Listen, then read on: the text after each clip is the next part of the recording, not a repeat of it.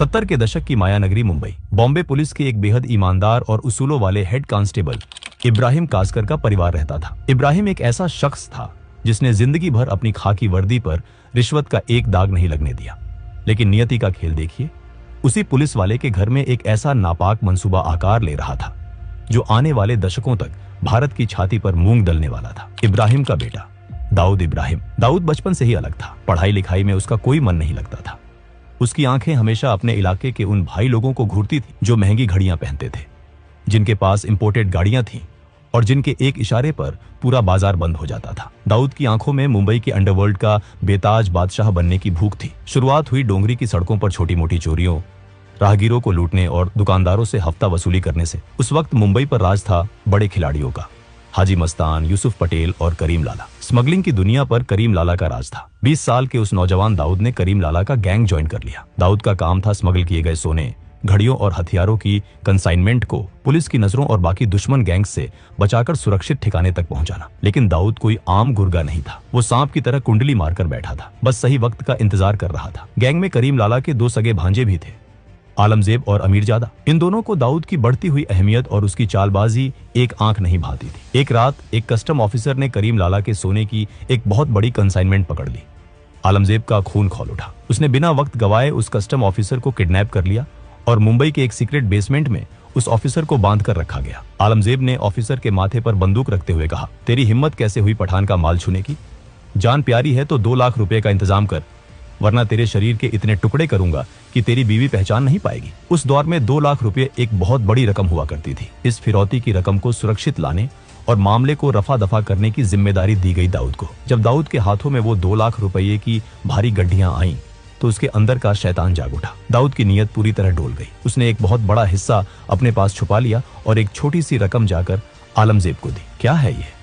बाकी का पैसा कहाँ है दाऊद? आलमजेब ने सवाल किया। दाऊद ने जवाब दिया, भाई वो लोग इससे ज्यादा का इंतजाम नहीं कर पाए। पुलिस और कस्टम का भी भारी लफड़ा हो सकता था, इसलिए जो मिला मैं ले आया।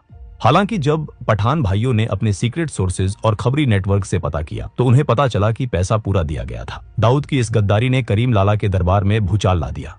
दाऊद को बीच महफिल में दर्जनों गैंगस्टर्स के सामने घसीट कर लाया गया। उसे पीटा गया। लातों, घूसों और डंडों से उसकी ऐसी हालत कर दी गई कि वो अपने पैरों पर खड़ा नहीं हो पा रहा था। उसे गैंग से धक्के मारकर बाहर निकाल फेंका गया। दाऊद ने उसी रात तय कर लिया था कि वो अब किसी के लिए काम नहीं करेगा, वो खुद अपनी गैंग बनाएगा। वो मौका उसे मिला 6 सितंबर 1983 को। आलमजेब का भाई अमीरजादा को एक पुराने आपराधिक केस के सिलसिले में मुंबई के सेशन कोर्ट में पेश होना था। दाऊद जानता था कि ये काम कोई आम जाना पहचाना शूटर नहीं कर सकता, क्योंकि पुलिस हर चेहरे को जानती थी। इसके लिए उसने अंडरवर्ल्ड के उभरते सितारे बड़ा राजन की मदद ली। राजन ने एक दुबले पतले बेहद कम उम्र के लड़के डेविड परदेसी को चुना। डेविड दिखने में किसी कॉलेज जाने वाले सीधे सादे लड़के जैसा था। कोर्ट रूम खचाखच भरा हुआ था। भारी पुलिस बंदोबस्त था। जज अपनी कुर्सी पर बैठे थे और अमीरजादा कटघरे में खड़ा था। तभी भीड़ के बीच से डेविड परदेसी धीरे धीरे बिना किसी घबराहट के कटघरे के करीब पहुंचा। उसकी उम्र और मासूम चेहरे को देखकर किसी भी पुलिस वाले ने उसे रोकने या चेक करने की कोशिश नहीं की। अमीरजादा, दाऊद भाई ने अपना आखिरी सलाम भेजा है। डेविड ने अपनी पैंट के अंदर से रिवॉल्वर निकाली और पलक झपकते ही जज के सामने भरे कोर्ट रूम में अमीरजादा के सीने में दनादन गोलियां उतार दी। कोर्ट रूम में चीख पुकार और भगदड़ मच गई। अमीरजादा वहीं ढेर हो गया। पुलिस ने तुरंत झपटकर डेविड को पकड़ लिया। लेकिन दाऊद जो संदेश देना चाहता था वो पूरे भारत के अंडरवर्ल्ड और पुलिस महकमे तक पहुंच चुका था। दाऊद के ऊपर उस वक्त कई गंभीर आपराधिक मामले चल रहे थे। 1970 के एक रॉबरी केस में उसे 4 साल की जेल की सजा भी सुनाई जा चुकी थी, लेकिन वो बेखौफ बाहर घूम रहा था। 1984 में जब दाऊद के महंगे वकीलों ने एक नए केस में उसकी एंटीसिपेटरी बेल की अर्जी सेशन कोर्ट में लगाई तो सरकारी वकील ने कोर्ट रूम में चीखते हुए कहा था, माय लॉर्ड, ये आदमी कोई आम मुजरिम नहीं है, ये एक खूंखार क्रिमिनल है। ये बेल पर बाहर है और बेल पर रहते हुए इसने खुलेआम 5 नए संगीन जुर्म किए हैं। इसकी जगह सिर्फ और सिर्फ कालकोठरी है। इसे किसी भी कीमत पर जमानत नहीं मिलनी चाहिए। लेकिन हमारे सिस्टम की दीमक इस कदर फैल चुकी थी और उस दौर में जेल नहीं बेल की नीति का ऐसा दुरुपयोग हो रहा था कि दाऊद को फिर से जमानत मिल गई। दाऊद अब पूरी तरह समझ चुका था कि इस सिस्टम को, इसके पुलिस वालों को और इसके वकीलों को कैसे खरीदा जा सकता है। उसने बड़े बिल्डरों, बिजनेसमैन और फिल्म प्रोड्यूसर्स को किडनैप कर भारी मात्रा में एक्सटॉर्शन शुरू कर दी।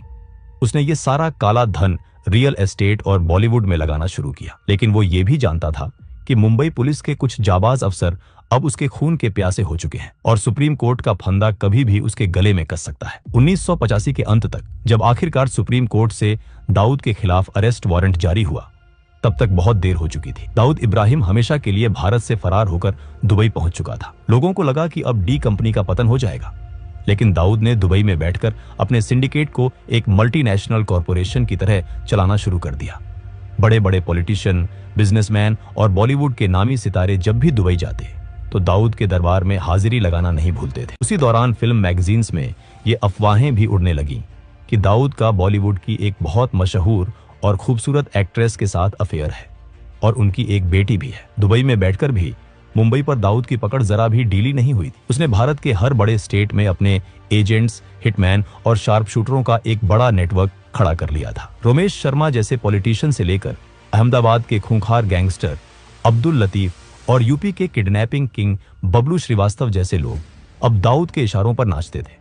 मुंबई में दाऊद का सारा काम उसका एक बेहद खतरनाक गुर्गा रमा नायक संभाल रहा था। रमा नायक ने दाऊद के इशारे पर कई लोगों को मौत के घाट उतारा और धीरे धीरे वो खुद को मुंबई का असली बॉस समझने लगा। वही दाऊद ने भांप लिया कि रमा नायक की बढ़ती ताकत भविष्य में उसके लिए एक बहुत बड़ा खतरा बन सकती है। दाऊद ने रमा को खत्म करने के लिए एक बेहद शातिर चाल चली।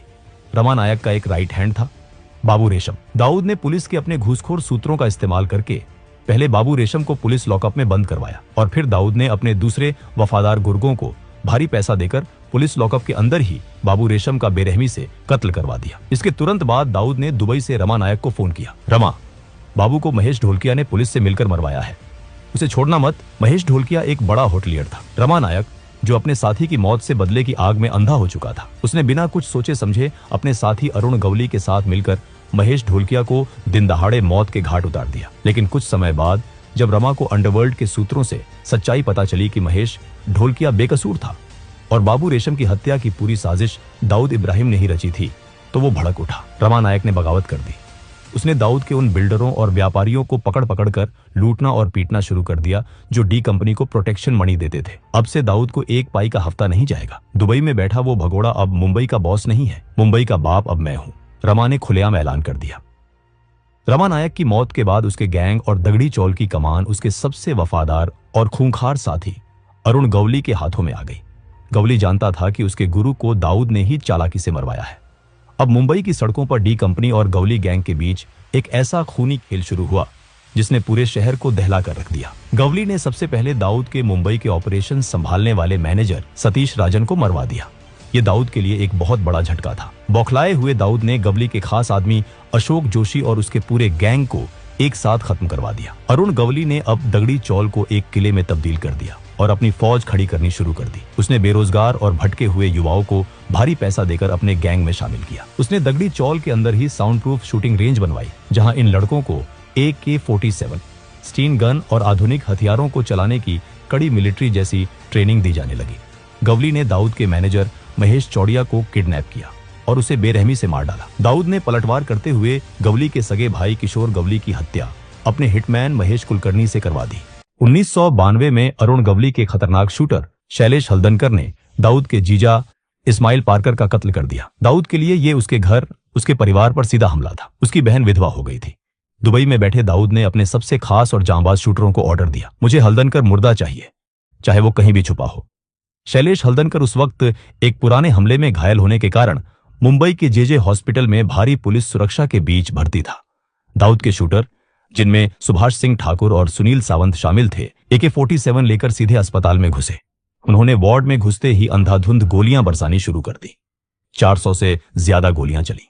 मरीज और डॉक्टर जान बचाने के लिए पलंगों के नीचे छुप गए थे। हल्दनकर को वहीं बिस्तर पर छलनी कर दिया गया और 2 हवलदार भी शहीद हुए। अरुण गवली भी पीछे हटने वाला नहीं था। उसने दाऊद के करीबी राजनीतिक मददगार मौलाना बुखारी की हत्या करवा दी, जो दाऊद के लड़कों को पुलिस से बचाता था। दोनों तरफ से रोज लाशें गिर रही थी। खुफिया एजेंसियां हैरान थीं कि कैसे एक अनपढ़ आदमी जो अंग्रेजी का एक वाक्य ठीक से नहीं बोल सकता, दुबई में बैठकर 5000 से ज्यादा गैंगस्टरों की एक फौज को एक मल्टीनेशनल कंपनी के CEO की तरह चला रहा है। दाऊद अपने दुश्मनों और गद्दारों के लिए एक क्रूर तानाशाह था, जो छोटी सी गलती पर भी मौत की सजा देता था।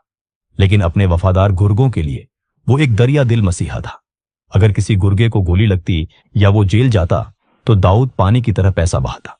वो उनके परिवारों का पूरा खर्च उठाता, उनकी बीमारियों का इलाज करवाता। 1992 के बाबरी मस्जिद डेमोलिशन के बाद भारत के हालात बदल गए। पूरे देश में दंगे भड़क उठे और यहीं पर एंट्री हुई पाकिस्तान की खुफिया एजेंसी आईएसआई की। आईएसआई ने दाऊद इब्राहिम में एक अचूक हथियार देखा। आईएसआई के टॉप कमांडरों ने दुबई में दाऊद से कांटेक्ट किया।